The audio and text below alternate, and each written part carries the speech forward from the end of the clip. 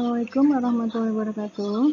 Sebelum kita lebih jauh membahas tentang metabolisme, kita harus tahu dulu tentang enzim, karena enzim merupakan atau mempunyai peran yang sangat penting dalam proses metabolisme.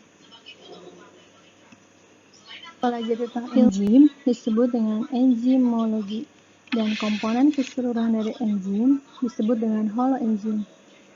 Holoenzim tersusun dari dua komponen. Yang pertama disebut apoenzim dan yang kedua disebut dengan kofaktor. Apoenzim adalah penyusun enzim yang berasal dari protein, sedangkan kofaktor penyusun enzim yang berasal dari non-protein. Dan kofaktor tersusun dari dua macam. Yang pertama ada koenzim dan yang kedua ada gugus protestik. Koenzim tersusun dari senyawa organik, sedangkan gugus protestik tersusun dari senyawa anorganik. Enzim terdapat sisi aktif.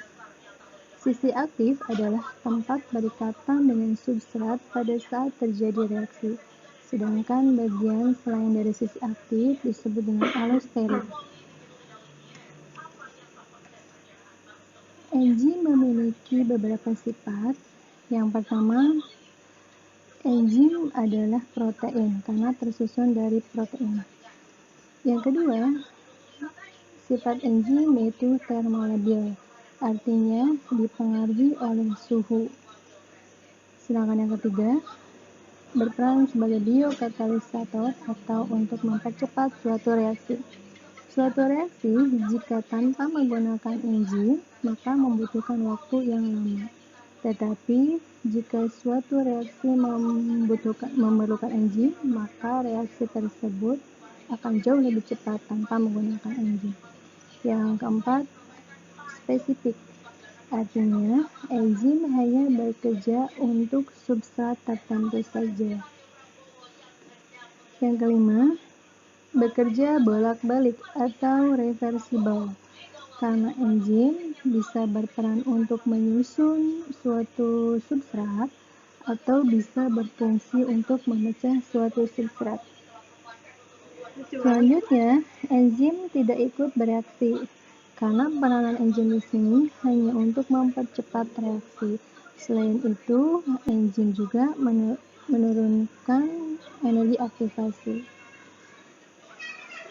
Untuk memecah suatu substrat, maka memerlukan energi yang disebut dengan energi aktivasi atau energi bebas. Jika suatu reaksi tanpa menggunakan enzim, maka membutuhkan energi yang lebih tinggi dibandingkan dengan reaksi yang tidak menggunakan enzim.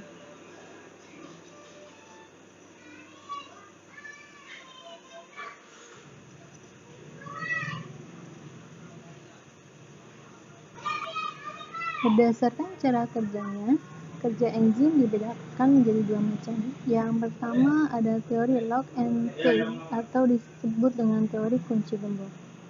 Menurut teori lock and key, sisi aktif dari enzim bersifat spesifik dan tidak fleksibel.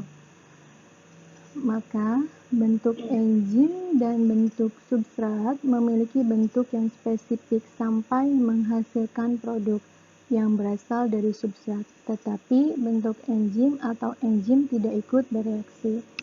Kemudian yang kedua ada SWIP atau teori kecocokan yang terinduksi.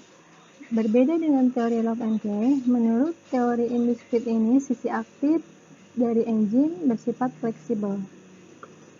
Meskipun bentuk enzim dengan bentuk substrat tidak pas, tetapi enzim akan menyesuaikan bentuknya dengan bentuk substrat sehingga terjadi reaksi untuk menghasilkan produk yang diinginkan. Dan ada faktor yang mempengaruhi terhadap kerja enzim. Faktor-faktor yang mempengaruhi terhadap kerja enzim dibedakan menjadi beberapa macam. Yang pertama ada suhu.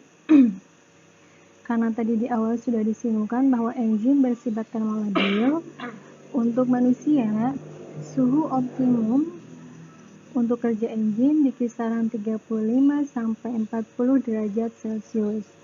Meskipun pada bakteri tertentu ada yang mampu mencapai 70 derajat Celcius untuk suhu optimumnya. Selain suhu ada pH atau derajat keasaman. Enzim hanya bekerja pada derajat keasaman tertentu, tergantung jenis enzimnya. Karena umumnya enzim bekerja pada pH antara 6 sampai 8. Tetapi ada juga enzim yang bekerja pada kondisi asam, seperti enzim-enzim yang ditemukan di lambung, kayak pepsin dan juga renin. Kemudian ada juga enzim yang efektif hanya dalam kondisi basah. Contohnya enzim-enzim yang ditemukan dalam usus 12 jari, seperti tripsin dan juga amilase. Maka, enzim yang efektif dalam kondisi asam tidak bisa bekerja dalam kondisi basah. Begitupun sebaliknya, kalau enzim yang bekerja efektif dalam kondisi netral tidak bisa bekerja dalam kondisi asam maupun basah. Selain derajat keasaman atau pH, juga ada konsentrasi.